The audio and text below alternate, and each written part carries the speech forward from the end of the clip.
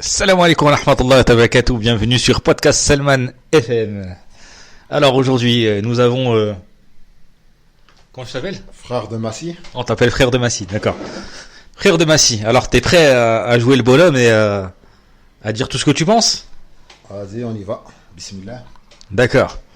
Alors concernant Omar ibn Khattab, quelle est ta pensée sur le compagnon Omar ibn Khattab ?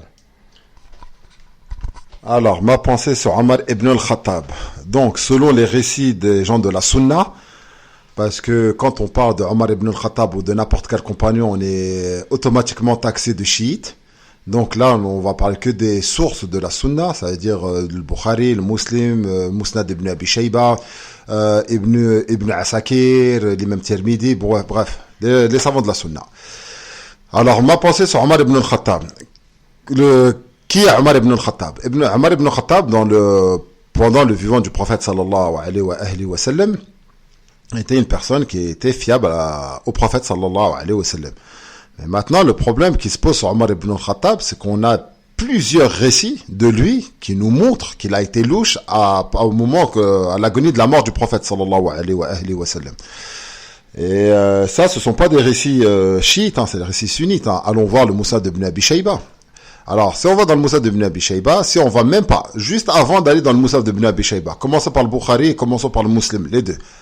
Alors, on a dans le Bukhari et dans le Muslim, on a le prophète sallallahu alayhi wa sallam avait ordonné aux musulmans d'aller rejoindre l'armée de se mettre dans l'armée de Oussama. Et Oussama était le chef de l'armée musulmane, car il y avait des Romains qui allaient venir attaquer, et le prophète avait préparé cette armée-là pour aller faire la guerre contre les Romains. Et le prophète, alayhi salatu wassalam, avait ordonné aux Muhajirin et Ansar de rejoindre cette armée-là. Et de là, donc, les musulmans, il y a eu un petit problème, parce qu'ils n'étaient pas d'accord que ça soit Oussama, un enfant de 15 ou 20 ans, qui dirige cette armée-là. Donc, la première des choses qu'on soulève, c'est que le prophète, alayhi salatu wassalam, ça c'est un jour, ou voire 2 jours, mais c'est juste avant sa mort. Là, on voit bien que le prophète, sallallahu alayhi wa sallam, il envoie Oussama chef d'une armée. Et dedans, il y a Abu Bakr et Omar. Donc, à partir de là, dans cette histoire, la chose qu'on devrait soulever, on devrait se poser une question. Si Omar ibn al-Khattab ou Abu Bakr était vraiment désigné par le prophète sallallahu alayhi wa sallam, et je parle d'Abu Bakr, comment se fait-il que le prophète sallallahu alayhi wa sallam, et on l'a dans le Bukhari et le Muslim, comment se fait-il que le prophète a désigné Oussama chef d'une armée et Abu Bakr devait suivre cette armée-là? Donc, à partir de là, on voit très bien que le prophète n'avait pas tenu l'intention de désigner Abu Bakr en tant que khalifa islamique. C'est le premier des points, parce qu'il lui avait ordonné de rejoindre l'armée d'Oussama. Donc, ça veut dire que le prophète allait mourir et Abu Bakr ne devait pas être à Médine, devait être dans l'armée d'Oussama. Ça, c'est le premier des points qu'on devrait soulever. Et je demanderai aux frères et aux sœurs d'aller, Inch'Allah, chercher dans ces sources ou de prendre ce que j'ai à dire et de l'exposer à des savants et qui vous répondront là-dessus. Ok, vous dites en sorte alors, mon frère, que il n'a jamais été désigné comme successeur, ni Abu Bakr, ni, enfin, successeur, pas successeur, comme calife, ni Abu Bakr, ni Omar. Mais pourtant, Ibn Khattab, donc pourtant, c'est bizarre parce que lors de la prière, on nous a rapporté un hadith qui dit que lors de sa dernière prière, quand il allait mourir, le prophète sallam aurait désigné Abu Bakr. Maintenant, qu'est-ce que vous en dites de ça et donnez-nous vos preuves que ce n'est pas vrai? Donc là, je termine cette histoire parce que j'allais en venir à la prière. Donc maintenant, le prophète sallallahu alayhi wa sallam, déjà que le fait qu'Abu Bakr soi-disant aurait été désigné par le prophète sallallahu alayhi wa sallam gouverneur parce qu'il devait prier pour les musulmans, déjà à ce moment-là Abu Bakr n'avait rien à faire à côté du prophète, et lui et Omar devaient déjà avec l'armée d'Oussama, chose qu'on soulève déjà juste à travers cette histoire-là. On soulève plusieurs points. Le premier point, on soulève que le prophète avait désigné Oussama. Si le prophète avait désigné Oussama, dans ces cas-là, si on va selon les critères des gens de la Sunna, dans ces cas-là, ça devrait être Oussama, le gouverneur de la Ummah, parce que vu que le prophète l'avait désigné chef de l'armée, si on se mettra à se baser 15, donc ça veut dire que déjà Abu Bakr ne peut pas être gouverneur sur Oussama. C'est Oussama qui était chef de l'armée, donc ça devrait être Oussama qui devrait être gouverneur, en tout cas sur Abu Bakr et Omar. Déjà c'est le prophète, ça c'est pas moi qui le dis, il faut lire dans le Bukhari et le Muslim. Allons encore, on rajoute encore, on va encore plus loin. Donc il fait quoi? Donc Abu Bakr et Omar ne vont pas rejoindre l'armée d'Oussama. Et soi-disant, maintenant, pour justifier ça, les gens de la Sunna, les savants de la Sunna, ils disent, ah non, parce que Abu Bakr et Omar avaient de l'infection et ils étaient très attristés sur la mort du prophète et de sa maladie, donc ils ont préféré rester auprès de lui. Mais, sachant une chose, faut pas oublier, ils ont désobéi à un ordre. Et il faut lire le Coran, ce qu'il dit, lorsqu'on désobéit à un ordre du prophète sallallahu alayhi wa sallam. Donc, ils avaient ordre de partir et ils sont revenus. Mais on nous dit parce qu'ils avaient de la peine pour la maladie du prophète.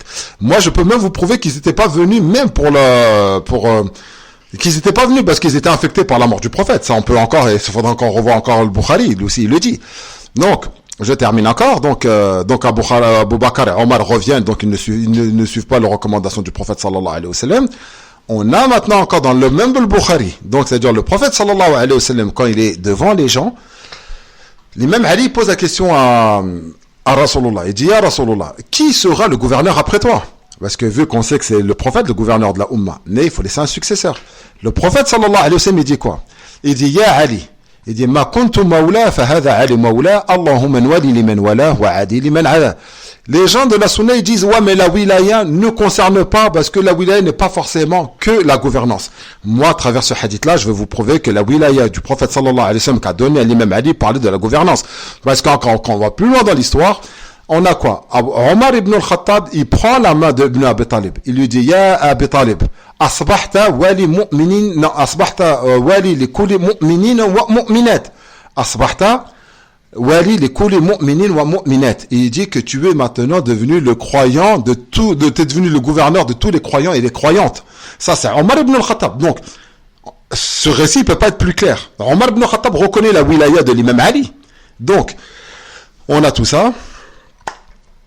Ça veut dire alors pour vous, les sunnites sont dans l'erreur de ne pas croire à l'imama de Ali, à la gouvernance de Ali comme premier calife et seul calife. Mais ça veut dire que 90% des sunnites sont dans l'erreur, que 90% de la communauté musulmane est dans l'erreur. Effectivement. Donc maintenant le problème quand on dit les sunnites, et là je vais dire encore des propos qui vexent et qui vont être très durs et pas faciles à la communauté d'accepter ce que je suis en train de dire. En fait, c'est pas les sunnites qui a le problème. Ce sont ceux qui ont les livres entre leurs mains. Et là, je parle des savants. Qui prennent ça entre leurs mains et qui prennent les textes qu'ils veulent, ils enlèvent ce qu'ils veulent. Parce que ça, tous les récits que je raconte, c'est raconté dans nos livres. Que ce soit le Bukhari, ou le Muslim, ou le Tirmidhi, Ibn Abi Shayba, le Sira A'lam Nubala de l'imam al-Dhahabi, Bidaya wa Nihaya d'Ibn Kathir. Et j'en passe, hein. Et le livre de l'imam al-Tabari. Il y en a beaucoup. Donc les gens de la Sunna, les premières générations, tous nos référents savants, qu'Allah, Inch'Allah, leur fasse miséricorde, eux, ils ont ramené. Mais par contre, on nous raconte pas ces histoires-là. Qui fait qu'aujourd'hui, on est choqué lorsqu'on entend ça. On dit que 90% de la communauté va être dans l'égarement. C'est impossible. Ben non, c'est pas question. Il y a des gens qui nous égarent. Il faut pas oublier que le prophète sallallahu alayhi wa sallam, il dit que viendra à la fin des temps, les ulama, ce seront les sources de l'égarement. Donc, qui dit source de l'égarement, qui sont ces savants qui vont nous égarer? Parce que, en fait, quand ces récits existent dans nos textes. Mais, aujourd'hui, quand on se met à parler de ce sujet-là, et qu'on expose les textes, on dit non, c'est les chiites. Non, les chiites n'ont rien à voir dans nos... Et qu'est-ce que vous faites du hadith qui dit que les savants sont les héritiers des prophètes? Parce que vous dites les savants nous égarent, machin et tout. Mais il y a bien une parole qui dit que les savants sont les héritiers des prophètes. Donc, ça veut dire que les héritiers des prophètes vont nous égarer. Effectivement, quand en fait on dit qu'Allah Azza wa Jalla, quand il dit dans le Coran innal ulama warathul anbiya, qui sont les héritiers des prophètes, effectivement, les ulama sont les héritiers des prophètes. Mais qui sont les ulama? Parce qu'aujourd'hui, on met tout le monde ulama. Lui c'est un alim, lui c'est un alim. Donc aujourd'hui, qui est le vrai alim? Qui aujourd'hui dans la communauté musulmane ne peut nous donner les vraies caractéristiques d'un savant? Un savant, il faut comprendre. Si Allah Azza wa Jalla dit dans le Coran innal ulama warathul anbiya, il faut qu'on regarde la vie des prophètes, comment ils vivent. Que ce soit le prophète sallallahu alayhi wa sallam, que toute sa vie à lui, et on regarde la vie des autres prophètes qui sont venus avant lui et les messagers, on regarde leur vie et on regarde si nos ulama ont à peu près les mêmes caractéristiques caractéristiques, parce que normalement ce sont les héritiers. Mais aujourd'hui, nous avons des ulama qui dorment sur des chaises et qui sont sur des palais, qui sont dans des maisons qui coûtent je sais pas combien de millions.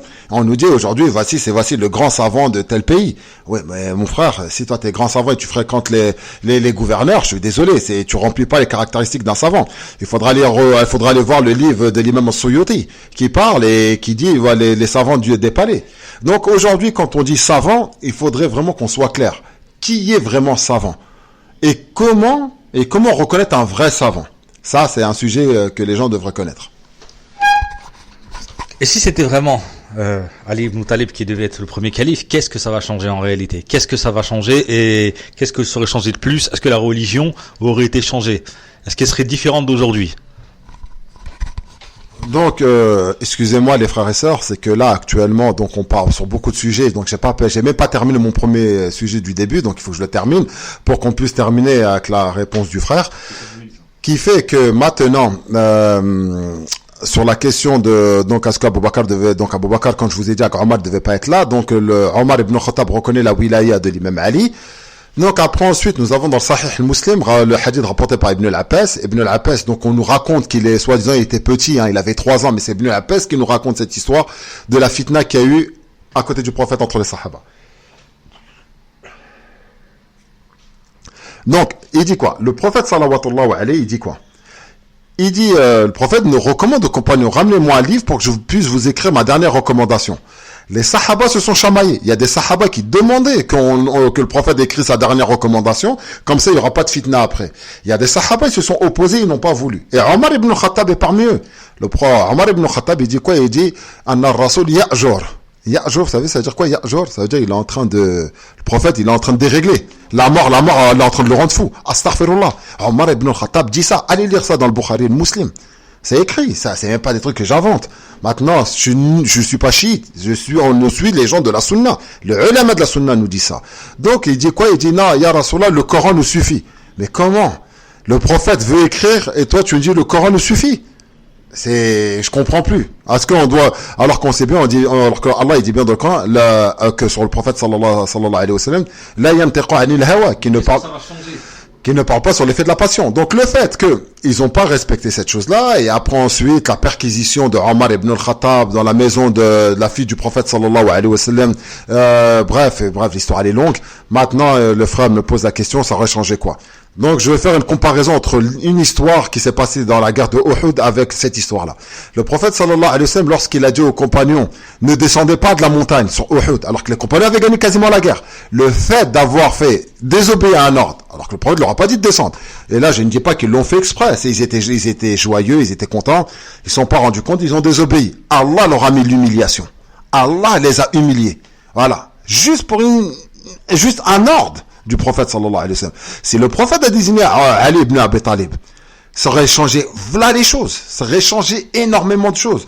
Qu'est-ce qui serait passé? Allahu a'lam. Je connais pas l'avenir, je ne sais pas tout ça. Mais je sais que on n'aurait pas connu l'humiliation que la Ummah connaît aujourd'hui. Ça aurait été sûr et certain. Mais maintenant, le fait qu'on a désobéi au prophète sallallahu alayhi wa sallam, ça nous a coûté quoi? Ça nous a coûté de la gouvernance que de la tyrannie. Le massacre de la famille du prophète sallallahu alayhi wa sallam, la mort de Ali ibn Abi Talib, la mort de Hassan, la mort de Fatima Zahra, la mort de Hussein, la mort de Zayd, la mort de Ja'far, la famille du prophète a été massacrée. Elle a été massacrée. Et là, on va encore terminer, mais l'histoire elle est un peu trop longue. On peut pas la raconter comme ça en 15 minutes. Justement, on va s'arrêter là pour l'instant, mais on va reprendre parce que voilà, c'est que 15 minutes l'enregistrement. Donc à tout de suite, voilà. Nous allons faire un nouvel enregistrement et continuer sur ces histoires-là sur podcast Salman FM.